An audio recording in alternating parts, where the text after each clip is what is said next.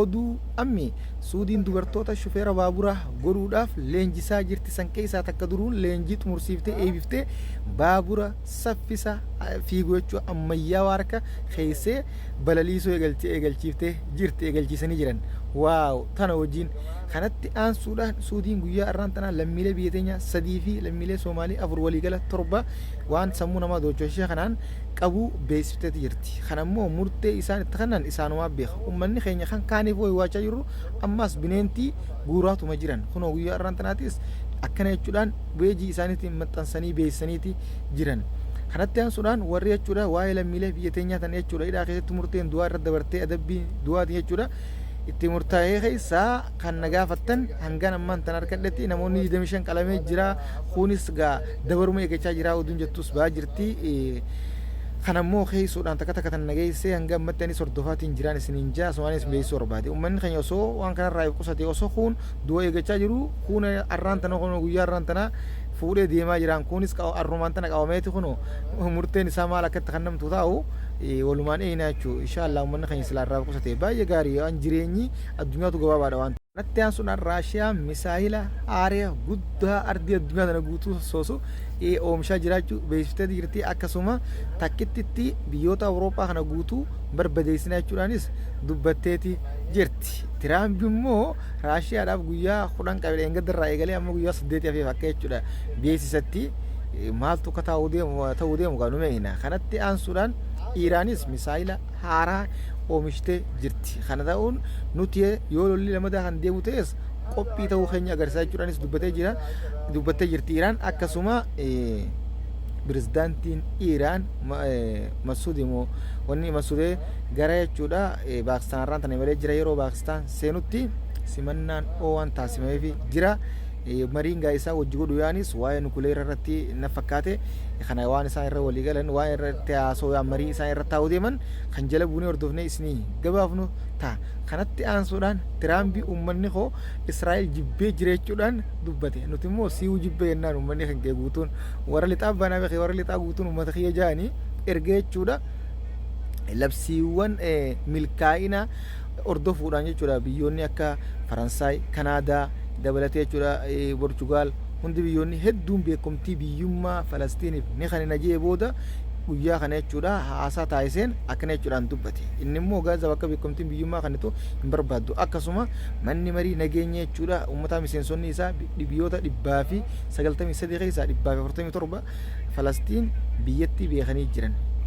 Inshaallah fuulbanni kuni fuulbana Falastiinii fi ifaa kan nuufis ifaa nuufis gammachuuti. Qalbii teenya gammachiisu ta'uu ni abdanna Rabbiin.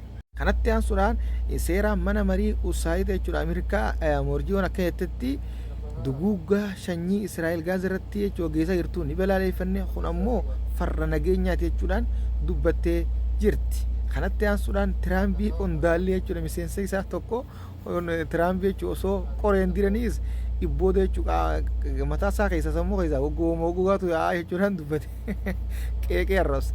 Kanatti aansuudhaan hawaasni Israa'el guyyaa har'aan tanaatis hiriira guddaa Teelaviivii keessatti gaggeessan kan mootummaa Israa'el mootummaa isaanii balaaleffatuu fi gocha jechuudha isaan Gaazaa irratti raawwachaa jiran uummata Gaazaa irratti raawwachaa jiranis balaaleffatu. Asirratti jechuudha qondaalli mootummaa Israa'el tokko akka jeetti rakkoon hamaan taraa tana nu qabattee jirti hawaasa keenyaanis nu akka jechuudhaan dubbatee jira. Isinittuu ganaadha jennaan. Kanatti aansuudhaan Joordaan guyyaa har'aan tanaa jechuudha humna qilleensaa xayyaara 5 midhaan nyaataa gara Gaazaa ergiteeti jirti gargaarsa gootee fi maashaallah Joordaan kana rabbi irraa yaalatu Joordaan hedduu nu gammachiitee jirti. Kanatti aansuudhaan gargaarsi guyyaa har'aan tanaa konkolaataan Gaazaa seenee konkolaataa 600 keessaa konkolaataa 73 ta'uu beeksisaniiti jiran. Kun ammoo 500 fi 20 fi 7 maal hanga ammatti jechuudha dhaabbachaa jira jechuudha Israa'el gadi lakkifne 73tu seenee kanaas akka gallakkisumaan jechuudha mootummoonni hundi akka dhiibbaa godhu akkuma duraanitti gaafannaa jechuudha. Kanatti aansuudhaan Tiraambii Indiyaan zeeta Raashiyaarraa bituu hin qabdu akka hin binne jechuudhaan akeekkachiise. Kanammoo Indiyaan yeroo san deebisaa laatteef nuti ni binna bituus itti fufna jechuudhaan dubbatte. Kanatti aansuudhaan taarifa jechuudha dhibbeentaa 25 tiraambii indiirra kaayamaa isa gayyaa kanarraa kafaltii raawwachuu qabdu jechuudhaan akeekkachiise kadeessa kun dheekkumsa akka gaarii kaasee jira ammoo hawaasnii fi xinxaltoonni indiyaa akka jaa jiranitti kun indiirra dhiibbaa fida osoo hin taane Ameerikaa irra dhiibbaa guddaa fida jechuudhaan dubbachaa jiran akka waan meeshaan isaanii baay'inaan jechuudha indiyaa gara Ameerikaa raabsamaa jirutti ofumaaf fikkee jechuudha kun Ameerikaa miidha malee nu miidhu jechuudhaan dubbachaa jiran waldhabdeen asiinis eegalte fakkaata. Mee jiddumaan oduu tana dhageeffachaa jirtanii mallattoo gurraatti harka miidhagtuu natti kunaan subscribe godhaa kana namoonni haareen jechuun nutti balamaati koomantis godhaadha laayikis godhaa sheeris godhaa qulquudhaan facaasaadha yaada keessan koomantii lan ho'isin jechuudha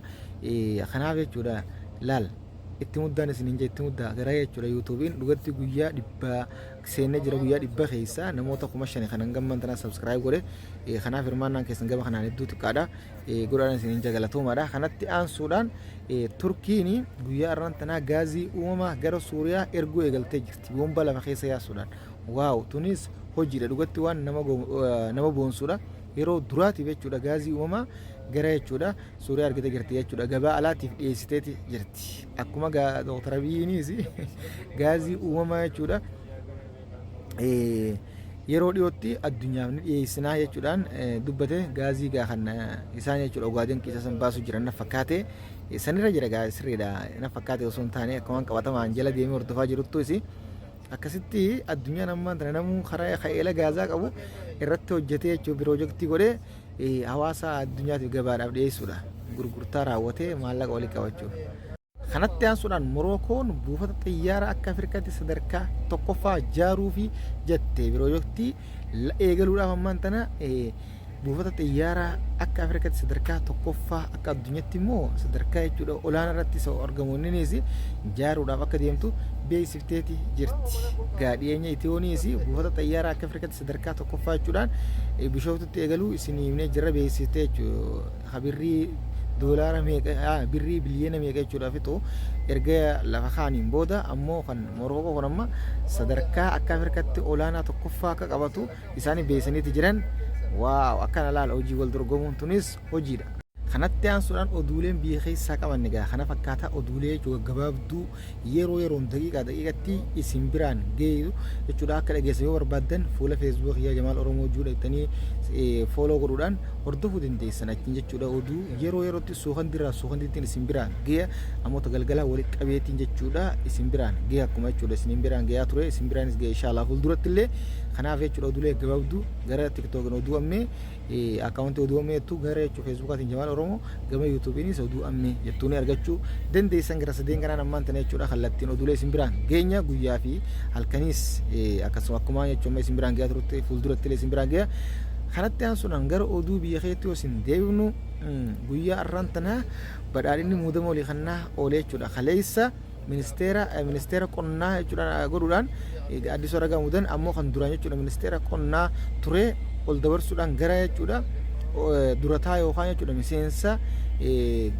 mana marii jechuudha gamtaa Afrikaa godhanii muudaniiti jiran sadarkaa olaanaatti ol dabaree jira kunis kanatti aansuudhaan baay'ee dhimma jechuudha daangaaleen Oromiyaati. Daangaaleen Oromiyaa ammallee jechuudha hawaasni hiriira ba'aa jiru malee sarbamuu daangaa Somaalee Oromiyaatti wal qabate deebisaan mootummaa pirezidaantiin naannoo Oromiyaa kannees takka hin jiru hanga ammatti kan federaalaatis waan dubbate hin qabu jechuudha caljaanituma tattaa'u jiran kun ammoo waan baay'ee jechuudha namatti dhageemu ummata sila keessaa ba'anii jechuudha bakka bu'anii bulchuu jiran gizee isaan jechuudha dhimma isaanii gaafatan mirga isaanii gaafatan mirgi isaanii silaa deebi'uu qabaaf ture ammoo jechuun tun hedduu fudhatin taane jechuudha kanaaf gabbaa dubbadhaa jennaan kanatti aansuudhaan viidiyoon takkatam milishaan jechuudha nama nagaa qabee tumee dheekkumsa kaaseeti jira akkuma jechuudha waraabamteen qilleensarra galakkamtee miidiyaarra qoodamtee miidiyaan akka malee irratti jechuudha hawaasa miidiyaa kana dheekkumsa kaasaa jira